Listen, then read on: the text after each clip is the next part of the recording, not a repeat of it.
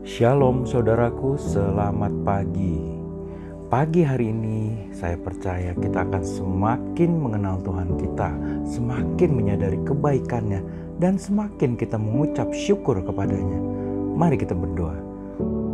Bapa di surga, terima kasih atas penyertaan, perlindungan, dan pemeliharaan-Mu di sepanjang hidup kami sampai hari ini.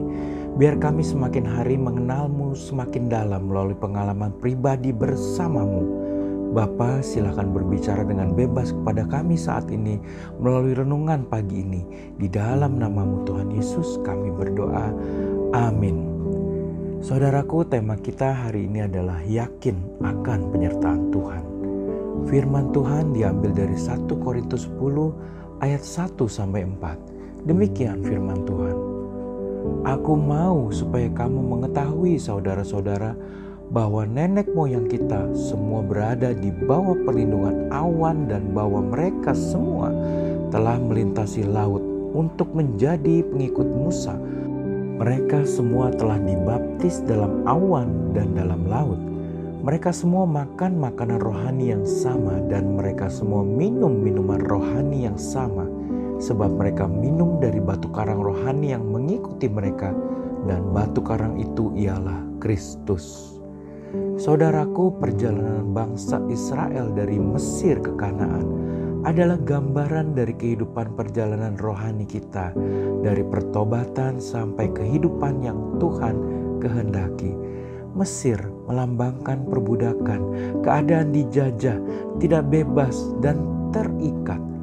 Kanaan bukanlah surga, karena bangsa Israel masih juga berperang di sana.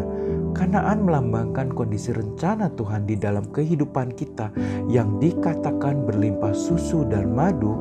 Demikian pula rancangan Tuhan di dalam kehidupan kita, hidup yang penuh dengan berkat.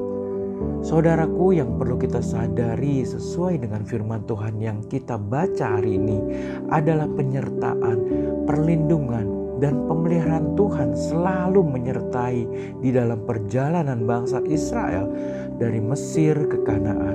Demikian juga dengan kita. Kita tidak perlu khawatir karena di dalam perjalanan hidup kita sampai pada keadaan yang diingini oleh Tuhan, Dia akan selalu menyertai, melindungi, dan memelihara serta mencukupi seluruh kebutuhan kita.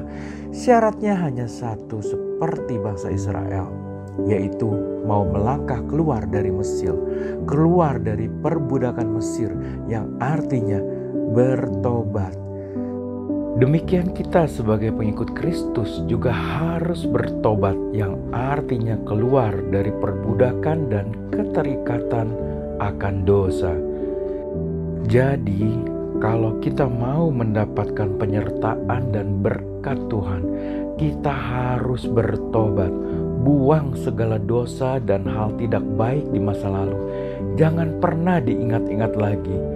Jangan biarkan dosa dan kepahitan masa lalu mengikat dan menguasai kita kembali. Saudaraku, saya pun mempunyai banyak pengalaman berbisnis yang tidak baik. Dulu saya berbisnis menggunakan trik-trik dan kecurangan dunia ini.